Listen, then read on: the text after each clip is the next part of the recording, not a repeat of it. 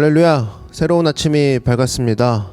예수님께서 오늘 우리에게 하루라는 선물을 주셨습니다. 이 하루라는 선물을 우리가 풀 때에 감사라는 마음으로, 또 말씀이라는 그 마음으로 소중히 이 선물 꾸러미를 푸는 그런 오늘 아침 새벽 예배가 되기를 바랍니다.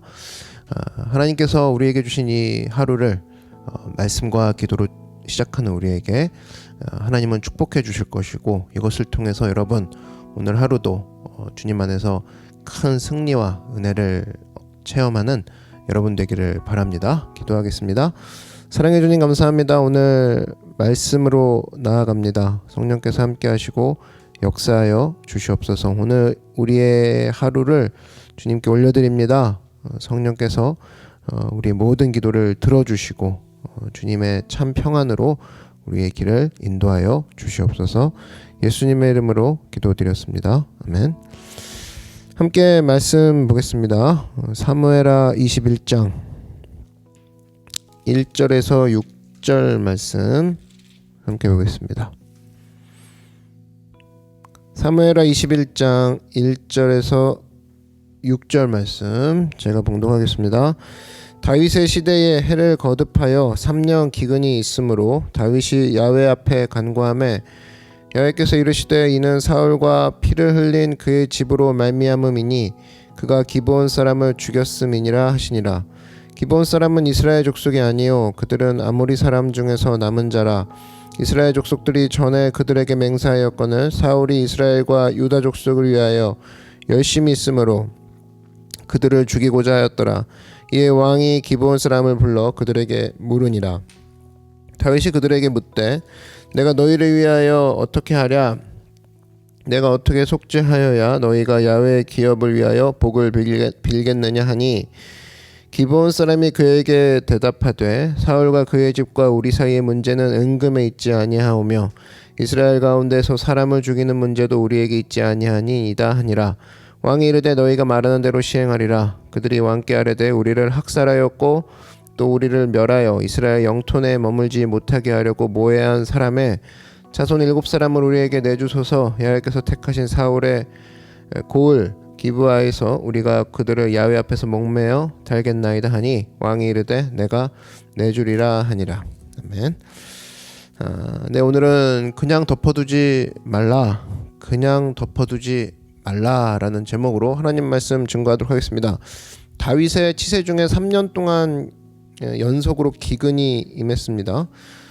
지금 같은 시대에도 3년 기근이다, 그것도 연속으로 쉽지 않았을 텐데 당시에 저장 기술이 발달되어 있지 않았을 텐데 과거 시대에 3년 동안 기근이 왔다는 것은 굉장한 재앙이고, 또 굶어 죽는 사람이 속출하는 일들이 벌어졌다라는 겁니다. 지금은 냉장 기술도 제대로 돼 있고 저장 기술도 좋아서 보관이라도 되잖아요. 근데 과거에는 이게 한계가 있었다라는 거죠. 그래서 풍년이 있다 할지라도 저장 기술이 없다 그러면 몇 년 동안 유지가 안 되는 그런 시대가 그 당시였다라는 겁니다. 그런 시대에 3년 기근이라는 것은 엄청난 대재앙이다라는 겁니다. 우리도 이처럼 우리 인생 가운데 이런 깊은 상처를 주는 재앙이 있어요. 고난이 임할 수 있습니다. 그러면 고난 중에 해야 될 일이 뭐냐? 언제나 잊지 말아야 될 것이죠. 기도해야 된다는 겁니다. 간구해야 된다는 거예요. 고난이 오면 여러분 무조건 기도하십시오. 너희 중에 고난당하는 자가 있느냐? 그는 기도할 것이요 즐거워하는 자가 있느냐? 그는 찬송할지니라. 야고보서 5장의 말씀을 가슴에 꼭 기억해야 된다라는 겁니다. 오늘 1절 보니까 다윗이 기도를 합니다. 다윗의 시대에 해를 거듭하여 3년 기근이 있으므로 다윗이 야훼 앞에 간구하매 여호와께서 이르시되 이는 사울과 피를 흘린 그의 집으로 말미암음이니 그가 기브온 사람을 죽였음이니라 하시니라. 간구하니까 왜 재앙이 임했는지를 하나님이 알려주셨죠. 이유 없이 또 약속 어기면서 언약을 어기면서 사울과 사울의 집안 사람들이 기브온 사람을 죽였기 때문이다, 이런 답을 얻었다라는 겁니다. 요 얘기를 뒤집어서 말한다 그러면은 이거죠. 하나님께서는 간구하기만 하면 답을 주시는 분이다. 그 얘기 아니겠습니까? 기도하면 답이 나온다. 이거를 보여주는 거죠. 근데 왜 3년째 돼가지고 그때 기도를 했나? 이런 생각 안 드십니까? 만약 첫 해 기근이 시작됐을 때 하나님 왜 기근을 주셨습니까? 이게 연단을 위한 기근입니까? 제가 고쳐야 되는 문제가 있는 그런 기근입니까? 이렇게 기도했으면 저는 답을 알려줬을 거라고 생각합니다. 뭐 1년이 아니라 2년째도 마찬가지죠. 2년째 기근이 왔을 때도 하나님 이게 무슨 뜻입니까? 주님 앞에 기도했다 그러면 알려주셨을 하나님이십니다. 그러면 그걸로 기근이 끝나는 거 아니에요? 그런데 아마도 이 3년 동안 다윗은 이 문제에 대해서 별로 기도하지 않았던 것 같습니다. 처음에는 이렇게 생각했겠죠. 그냥 지나가는 고난인가 보다. 우리도 뭐 비 오면 그러잖아요. 소낙비야, 지나가는 비야. 무슨 뜻인가 묻지 않고 그냥 지나가는 비야. 또 그거 아니면 우연히 임한 재앙이야. 비야 뭐 더울 때도 있고 더울 때도 있지 뭐. 이렇게 쉽게 생각하는 경우가 있지 않습니까? 이건 뭐 우연히 임한 재난이야. 뭐 그 정도야 뭐 이렇게 생각했다라는 거예요. 요게 바로 문제였다라는 겁니다. 다윗이 범하는 실수 우리도 범할 수 있다라는 겁니다. 분명히 살면서 고난이 임하죠. 우리 가운데 그런 사람이 있어요. 너무 대범한 사람이 있어요. 고난이 올 때마다 모든 고난을 원래 그런 거야 인생이 뭐 그렇게 그냥 치부하는 사람이 있어요. 심각한 상황이 벌어졌습니다. 그러면 원인을 찾아야 되거든요. 근데 그런 과정 없이 원인 찾지 않습니다. 또 뭐 형제도 마찬가지죠. 결혼이 뭐 잘 안 되고 그러면 자기가 고쳐야 될 문제가 있죠. 근데 뭐 다 그런 거래요. 만나다 보면 다 그런 거 아니겠냐는 거죠. 아니죠. 풀어야 되죠. 나에게 원인이 혹시 뭐가 있는가? 나에게 문제가 무엇인가? 자꾸 분석하는 가운데 기도로 매달릴 줄 알아야 된다라는 겁니다. 매사를 풀어내야 된다라는 거예요. 방치하지 말고 오늘 설교 제목과 같이 덮어두지 말고 매사를 하나님께 물어봐야 된다라는 겁니다. 나중에 다윗이 영적인 민감성이 있다 그러면 뭐 1년이면 기근이 끝났고 영적인 조심성이 있었다 그러면 또 2년이면 기근이 끝났을 겁니다. 근데 괜히 3년을 끈 거죠. 왜 그랬어요? 기도하지 않았고, 즉 다른 말로 묻지 않았기 때문에. 다윗 정도니까 뭐 3년이죠. 어리석은 사람. 어떤 사람은 이런 쓸데없는 재앙을 10년 이상 끄는 사람이 있습니다. 10년 연속 계속 관계에서 문제가 있더라. 10년 연속 재정에서 문제가 있더라. 안 물어봐요 하나님께. 그런 거지 뭐 삶이 뭐 요즘 어렵대. 운이 나빴어. 요렇게 그냥 10년째. 이거 다 구하고 하나님이 답을 알려주시고 이러는 문제인데 묻지도 않고 풀려고 하지도 않습니다. 그래서 점점 오래 끌더라. 그래서 성경을 보면 성경에서 제일 어리석은 사람을 뭐라고 하냐? 강팍한 사람이라고 하죠. 또 바뀐 성경에는 완고한 사람. 일상적으로 우리가 쓰는 표현에 의하면 고집불통인 사람, 고집스러운 사람. 이 사람이 제일 어리석은 사람입니다. 왜? 묻지를 않아요.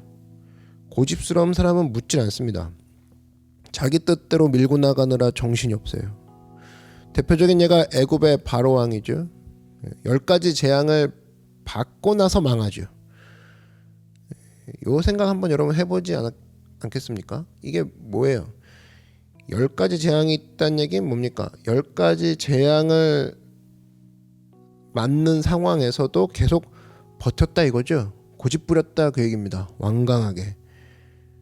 만약에 첫 번째 재앙이 딱 왔을 때 아이고 죽을 죄를 졌습니다. 보내드리죠.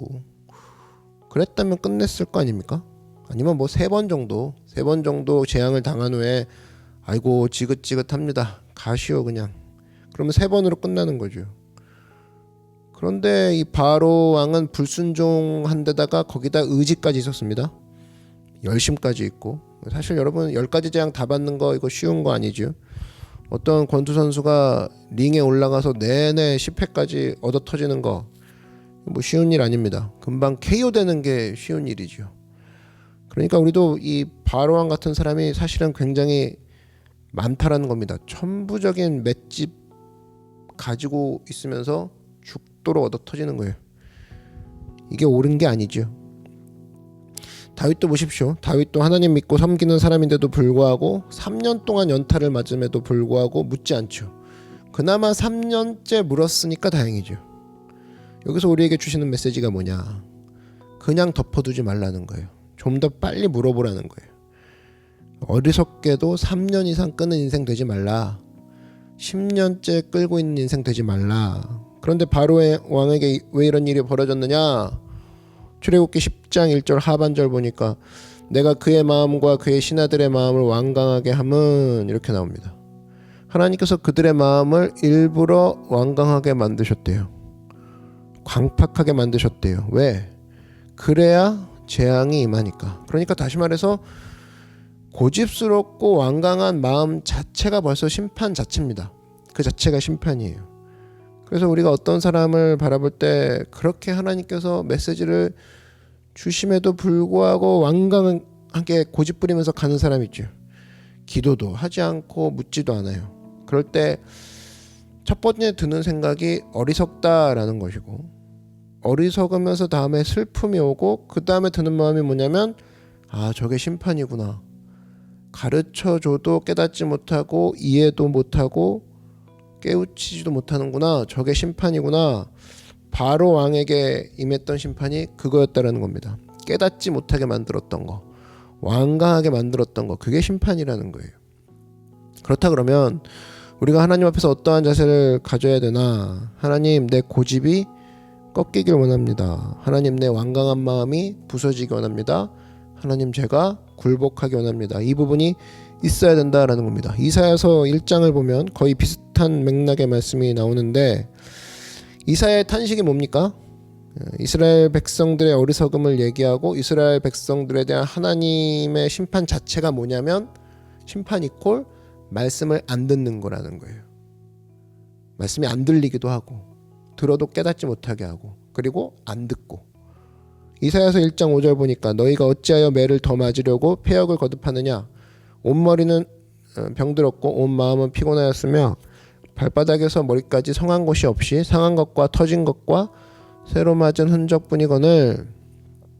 온 머리가 병들고 마음은 피곤해지고 발바닥부터 머리까지 성한 곳이 없고 상한 것, 터진 것, 새로 맞은 흔적 이런 게 많이 있다라는 겁니다. 그런데도 불구하고 기도 안 하려느냐? 더 맞으려고 하느냐? 그 얘기죠. 그 얘기는 무슨 얘기냐? 안타까움도 있지만 이 자체가 심판이라는 거예요. 이스라엘이 지금 하나님 앞에 심판당하고 있는 겁니다. 돌아오지 않는 상태가 심판이라는 거예요. 우리 한 사람 한 사람이 이 말씀을 들어야 된다고 생각합니다. 여러분, 우리 가운데 우리 삶 가운데 고난이 있습니까? 무조건이에요. 기도해야 돼요. 하나님 이 고난을 통해서 이유가 무엇입니까? 내가 강해지기 원하십니까? 내가 변화되길 원합니다. 그렇게 고백해야 되는 거죠. 하나님, 제가 뭘 정리하길 원하시나요? 자꾸 이제 하나님께 뭐 달라 기도하는데 하나님이 묵묵부답이시다. 그러면 기도를 바꿔봐야죠. 하나님, 내가 좀 달라고 하는 기도하기 전에 내가 변화될 게 있습니까? 그렇게 기도해야죠. 그럼 아마 즉각답이 있을걸요. 하나님, 내가 어떤 것을 회개해야 되겠습니까? 하나님, 글로 자꾸 내가 걸어가는 그 마음들 내가 회개하게 하여 주십시오. 반드시 그게 있어야 된다는 겁니다. 그게 우리를 승리하게 해준다는 거예요. 오늘도 여러분의 삶 가운데 해결되지 않은 문제 있습니까? 예를 들어 뭐 주일 성수, 예배 드려야 한다는 것을 분명히 알매도 불구하고 예배 드리지 않는 구조로 만든다던가, 예배를 소홀하게 만드는 시스템이 있습니까? 내가 분명히 고칠 수 있는데 자꾸 그 소홀한 시스템을 그냥 가고 있는 그 문제 해결해야 되죠. 해결되기 전에는 여러분 문제 풀리지 않습니다. 또 하나, 온전한 11조의 문제, 뭐 그런 거 있지 않습니까? 자기도 다 알고 있어요. 11조 드려야 되는 거 알고 있고 내 온전한 11조가 얼마인지도 알고 있는데 그런 문제, 해결되지 않은 문제, 그런 거 있지 않습니까? 그걸 해결하셔야 된다는 거예요. 그러지 않으면 끝나지 않는다라는 겁니다. 내가 분명히 누구를 용서해야 돼요. 그런 마음이 있는데 용서라는 메시지도 와요. 마음도 들고. 욥의 고난이 언제 끝났습니까? 자기 친구들을 용서할 때 끝났죠. 욥기서 42장 10절 보니까 기도했다 이렇게 나오는 게 이게 바로 용서했다 그거 아닙니까? 용서하니까 기도가 나오는 거죠. 야훼께서 욥의 공경을 돌이키시고 언제 돌이켰어요? 친구들을 용서하고 기도하기 시작했을 때 욥의 공경을 거둬들였다, 돌이켰다. 성경의 표현입니다.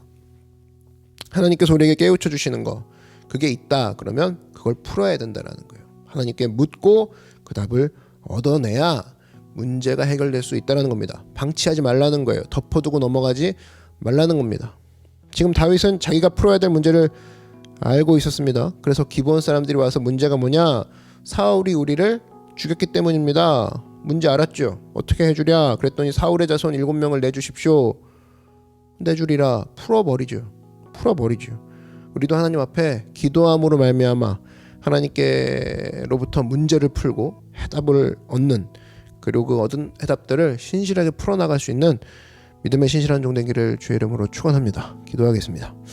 사랑해 주님 감사합니다. 문제를 방치하지 않게 하여 주시옵소서. 다윗도 3년째 묻지 않고 기근을 유야무야 보냈는데 우리 삶 가운데도 그냥 방치하고 엉뚱하게 구하고 있지는 않습니까? 하나님 오늘 이 새벽에 내가 구할 것들 하나님께 바로 구하게 하여 주시고 내가 변해야 될 것들 회개해야 될 것들 깨우쳐 알게 하셔서 들리는 시간 되게 하시고 변화되는 시간 되게 하여 주시옵소서. 오늘 이 새벽에 나의 마음을 강타하여 주시고 이것을 통하여서 우리가 고침받고 회개하고 축복받고 돌아서는 하나님 앞에 일어나는 이제까지 방치했던 문제들을 풀어나가기 시작하는 믿음의 귀한 신실한 종들이 되게 하여 주시옵소서. 예수님의 이름으로 기도드렸습니다. 아멘. 말씀을 생각하면서 주의 이름 한번 부르고 다 같이 뜨겁게 간구하도록 하겠습니다. 주여 사랑의 주님 감사합니다. 오늘 말씀을 통하여서 우리 마음 가운데 성령님